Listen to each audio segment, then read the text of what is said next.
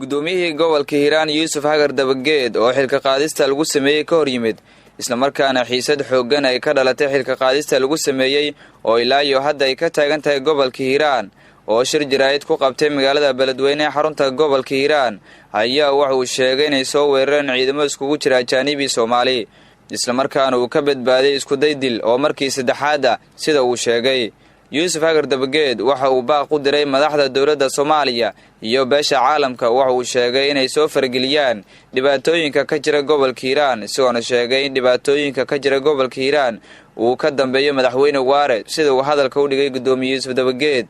talaxumadan Maxamed Cabdi Waara ka shaqeeyo waay wali wuxuu isku dayo haya in Soomaalida Hiiraan joogta isdisho in dadka gaar uu isdilaan inuu Amisom u adeegsado inuu Itoobiya u adeegsado galabta marow haya galabta halkaas uu marow haya beesha caalamka ogow Amisom ogow dawladaha Itoobiya iyo Djibouti ogaada haddii ciidamadiina maadheedkooda ay ka mid tahay inay annaga la soo weeraraan ay annaga la dilaan hadday maadheedu tahay adika sheegi dootiin hadday cadawga inay nagala diriraan anukuna aan kala shaqeyno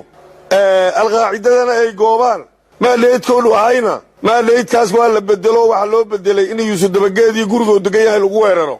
aan sharci dawladda lagu maamulin aan sheeg islaamna lagu maamulin ama Hirshabeelle Hiiraan wax ugu hali waa in dawladda Soomaaliyeed oo dalka ka wada mas'uula ay wax ugu taalo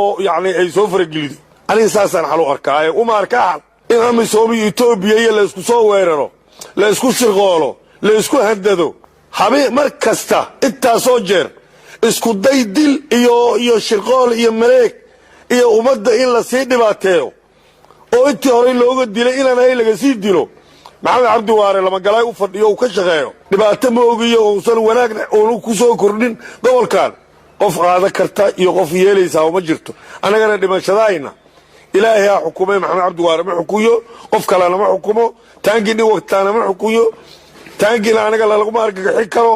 tan iyo markii uu xilka ka qaaday madaxweyne Waare Yuusuf Dabageed ayaa waxa ilaa iyo hadda ka taagan magaalada Beledweyne ee xarunta gobolka Hiiraan xiisad ka dhalatay xilka qaadistaasi iyadoona rabshado fara badan ay ka dhaceen gudaha magaalada Beledweyne isla markaana ay ku dhinteen dad shacab ah sidoo kalena uu ku dhintay taliyihii qaybta booliiska gobolka Hiiraan